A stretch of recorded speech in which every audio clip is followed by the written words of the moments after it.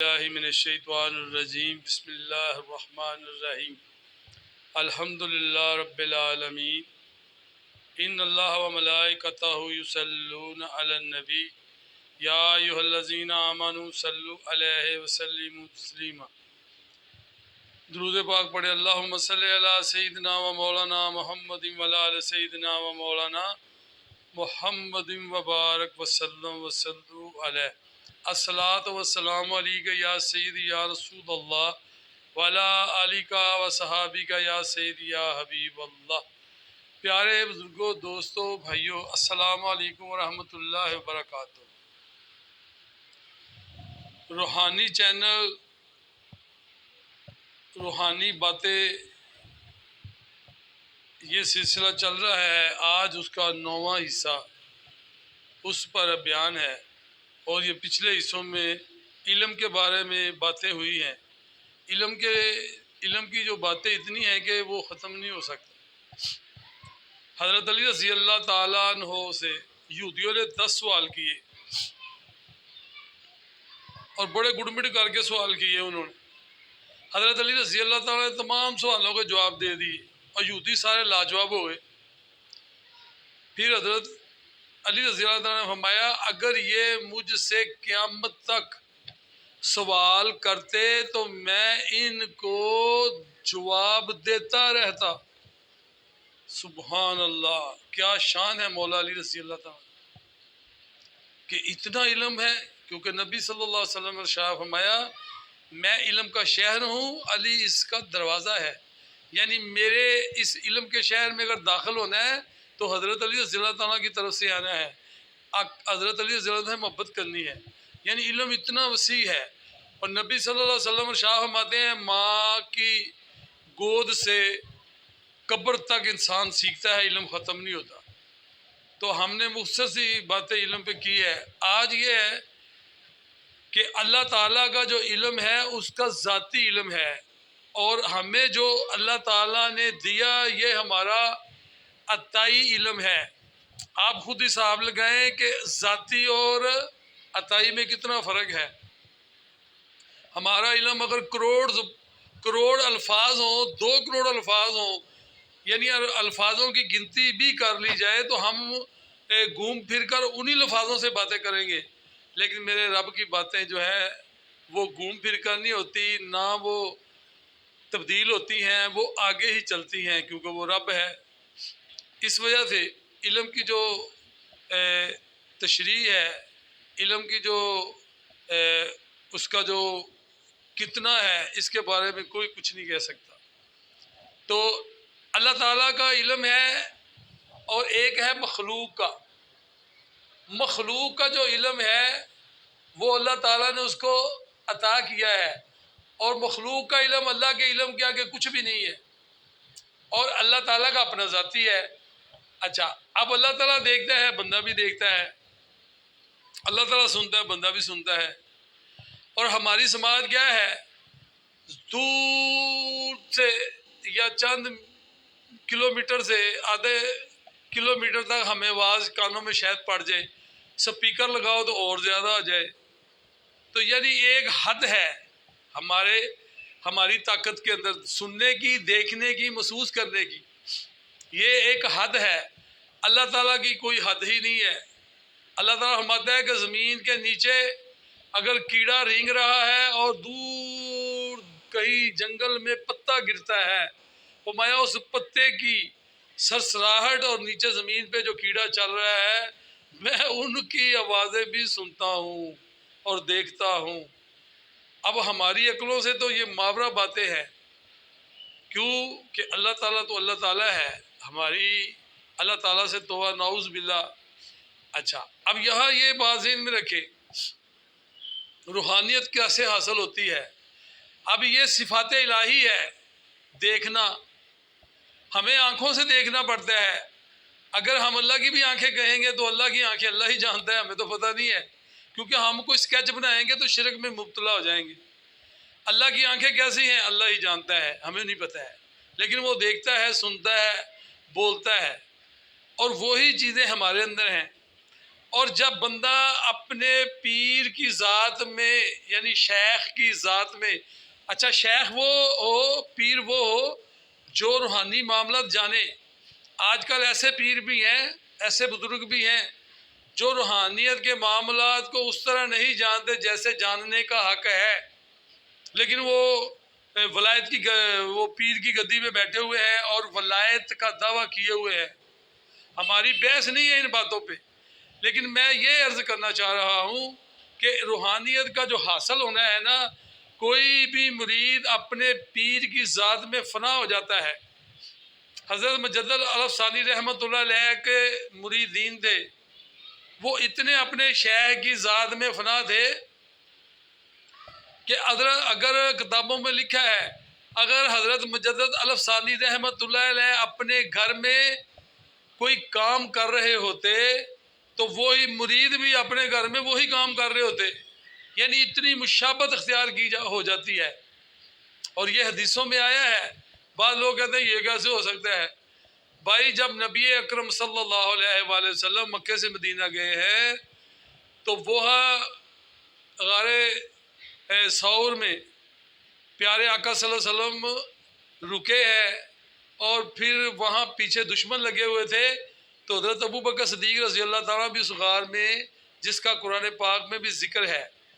اور پھر حدیثوں میں آیا کہ وہاں حضرت ابو بکر صدیق رضی اللہ گھبرائے کیونکہ وہ دشمن اوپر گھوم رہے تھے، واضح آ رہی تھی، لیکن اللہ تعالیٰ نے اپنے پیارے حبیب کو اور اپنے پیارے حبیب کے دوست کو بچانا تھا، فتنوں سے بچانا تھا. تو اللہ تعالیٰ نے انہیں محفوظ فرمایا، ان کو پتہ نہ لگنے دیا. اس کا طریقہ تھا اللہ تعالیٰ نے ایک مکڑی کو جالا بنوا دیا. غار کے منہ پہ جالا ہو تو بندے کی عقل ہوتی ہے کہ اگر اندر جائے گا تو جالا ٹوٹ جائے گا. انہیں یہ نہیں پتا کہ بندہ اندر داخل ہو کے بھی جالا بن جاتا ہے. اوپر سے کبوتری نے انڈے دے دیے، کبوتر اوپر بیٹھ گئے. اب گھونسلہ گر جائے گا، جالا ٹوٹ جائے گا. تو اس نے عقل کو مار دیا. عقلی لوگوں کی عقل ماری گئی، وہ کہتے نہیں اندر نہیں جا سکتے، تو وہ اندر باہر گھومتے تھے. تو وہ حضرت ابو بکر صدیق رضی اللہ گھبراتے تھے. اور یہاں میں ایک نقطہ بتا دوں، حضرت ابو بکر صدیق رضی اللہ اپنی ذات کے لیے نہیں گھبراتے تھے، وہ گھبراتے تھے کہیں میرے آقا صلی اللہ علیہ وسلم کو کوئی تکلیف نہ پہنچائے، وہ اس وجہ سے گھبراتے تھے. تو پھر وہاں وحی کا نزول ہوا. اب حضرت ابو بکر صدیق رضی اللہ تعالیٰ بھی تھے اور پیارے آقا صلی اللہ علیہ وسلم بھی تھے. اوپر سے اللہ کا کلام اترا تو وحی کا نزول آیا، اللہ کے انوار و تجلیات آئے جو حضرت ابو بکر صدیق رضی اللہ تعالیٰ پر پڑھے. تو جب حضرت ابو بکر صدیق رضی اللہ پر پڑھے تو پھر جب آپ مدینہ شریف میں داخل ہوئے تو کیا ہوا، لوگوں کو پتہ ہی نہیں چل رہا تھا کہ نبی اکرم صلی اللہ علیہ وسلم کون ہے، حضرت ابو بکر صدیق رضی اللہ کون ہے. یعنی لوگوں نے حضرت ابو بکر صدیق رضی اللہ کو بھی نبی صلی اللہ علیہ وسلم سمجھا. اور جب لوگوں کے اندر یہ شکوک و شبہات پیدا ہوئے تو حضرت ابو بکر صدیق رضی اللہ تعالیٰ نے اپنا صافہ پکڑا اور نبی صلی اللہ علیہ وسلم کے سر مبارک پہ رکھ دیا. اور جب سر مبارک پہ رکھا تو لوگوں کو بتا دیا کہ میں غلام ہوں، آقا یہ ہے. اور یہ اس وجہ سے ہوا کہ آپ پر وہ انوار و تجلیات جو وحی کے ذریعے نبی صلی اللہ علیہ وسلم پہ گرے تھے، وہی انوار و تجلیات حضرت ابو بکر صدیق رضی اللہ تعالیٰ پہ گرے ہیں. اس وجہ سے مشابہت ہو گئی. اسی طرح جب کوئی مرید اپنے پیر کی ذات میں فنا ہو جاتا ہے، ہر کام وہ کرتا ہے جو پیر کرتا ہے، اور پیر وہ کام کرتا ہے جو نبی صلی اللہ علیہ وسلم کرتے ہیں، اور نبی صلی اللہ علیہ وسلم نے وہ کام کیا جو اللہ تعالیٰ نے ارشاد فرمایا. تو جب پیر کی ذات میں فنا ہو جاتا ہے، پھر وہ پیر جو ہوتا ہے، ہمارے بابا جی سرکار رحمۃ اللہ علیہ حضرت علامہ منیر احمد یوسفی صاحب ہیں جی، فنا فی اللہ فنا فی رسول تھے، محبوب الہی تھے. بابا جی سرکار اللہ کے محبوب تھے اور پھر مفسر قرآن تھے، تفسیر لکھنے والے تھے، اور بڑی اور باتیں ہیں. تو فرمایا کرتے تھے پتر جب شیخ کی ذات میں مرید فنا ہو جاتا ہے، ہر چیز وہی کرتا ہے، تو شیخ دیکھ لیتا ہے کہ یہ بندہ کوالٹی میں بہت زبردست ہے، یہ ہر کام وہ کر رہا ہے جو میں کرتا ہوں اور مجھ میں فنا ہے، میرا نکاری نہیں ہے، جو کہتا ہوں وہی کرتا ہے، ادب کرتا ہے، تزئین کرتا ہے. تو بابا جی فرماتے ہیں کہ پھر شیخ اپنے مرید کے ایسے چہرے پہ اشارہ فرمایا آپ رحمۃ اللہ علیہ نے کہ میرے جو ہے وہ جو شے ہوتا ہے اپنے مرید کے چہرے پہ ایسے ہاتھ کر کے اسے نبی صلی اللہ علیہ وسلم کی بارگاہ میں بھی پہنچا دیتا ہے. پھر وہ بندہ نبی صلی اللہ علیہ وسلم کی ذات میں فنا ہوتا ہے, اسے کہتے ہیں فنا فی رسول. وہ آگے چل کر باتیں آ گئی. پھر نبی صلی اللہ علیہ وسلم کی ذات میں جب وہ فنا ہوتا رہتا ہے تو نبی صلی اللہ علیہ وسلم کی ذات جو ہے کیونکہ اللہ تعالیٰ کی ذات میں فنا ہے تو پھر وہ نبی صلی اللہ علیہ وسلم کی ذات سے اللہ تعالیٰ کے انوار و تجلیات حاصل کرتے رہتے ہیں. اور اللہ کی جو صفات ہے ان صفاتوں کا وہ مظہر بنتا ہے. نبی صلی اللہ علیہ وسلم تو مظہر تھے ہیں اور پھر وہ جو ولی اللہ نبی صلی اللہ علیہ وسلم کی ذات میں فنا ہوتے ہیں ان کو بھی وہ صفات مل جاتی ہے. اللہ دور و نزدیک کو سنتا ہے, اللہ دور و نزدیک کو دیکھتا ہے, تو وہی صفاتیں اپنے پیارے محبوب کو عطا کی ہیں. تو وہی جو صفاتیں ہیں پیارے آقا صلی اللہ علیہ وسلم کے ذریعے سے اس مرید کو ملتی ہیں, اس ولی اللہ کو ملتی ہیں جو نبی صلی اللہ علیہ وسلم کی ذات میں فنا ہوتا ہے. اور جو فنا ہوتا ہے پھر اس کا مرید اس میں فنا ہوتا ہے, یعنی ایک چین بنتی ہے. تو پھر بزرگوں کے دیکھیں آپ نے بڑے بڑے آگے خلیفہ بنتے ہیں. تو یہ صفات جو ہوتی ہے اللہ تعالیٰ کی مہربانیوں سے بندے کو ملتی ہے اور دیتا اللہ تعالیٰ اپنی مرضی سے ہے, یہ کسب سے نہیں ہے, یہ عطا ہے. تو علم جو ہے اس کی وسعت بہت زیادہ ہے. آج بھی ابھی تھوڑی سی باتیں ہوئی ہیں تو کافی ٹائم بن رہا ہے. تو کیونکہ لمبا ٹائم جو ہے وہ سننے سنانے میں لوگوں کو دقت بھی ہوتی ہے, ٹائم بھی نہیں ہوتا. اس وجہ سے علم میں ذاتی اللہ تعالیٰ ہے, پھر اللہ تعالیٰ کا صفاتی علم ہے, اور بندوں کو اللہ تعالیٰ نے عطا کیا ہے, اور مخلوق کا جو علم ہے اللہ کے علم کے آگے کچھ بھی نہیں ہے. اور اللہ کا علم کتنا ہے یہ اللہ ہی جانتا ہے, اور اللہ کے علم کا کوئی احاطہ کر سکتا نہیں ہے. اس وجہ سے میرے پیارے بزرگوں, دوستوں, بھائیوں, ہمیں علم سیکھنے کے لیے کسی بزرگوں کے پاس ضرور جانا چاہیے. ایک علم ظاہری ہوتا ہے جس میں بتایا جاتا ہے ہاتھ دھونا, چہرہ دھونا, پاؤں دھونا, سر کا مسح کرنا, رکوع سجود کرنا, بیٹھنا, کھانا, کیسے ہاتھ کو کھانا, یہ ظاہری ہوتا ہے. ایک علم باطنی ہوتا ہے جو روحانیت سے حاصل ہوتا ہے. روحانیت اس وقت حاصل ہوتی ہے جب بندہ نبی اکرم صلی اللہ علیہ وسلم کے نقش قدم پہ چلتا ہے. اگر کوئی بندہ نبی اکرم صلی اللہ علیہ وسلم کے نقش قدم پہ چلنے کے بغیر روحانیت حاصل کرے تو شاید کوئی اکا دکا اس کے اندر مشاہدات آ جائیں, لیکن مکمل نہیں آتی, مکمل بڑی دور ہوتی ہے.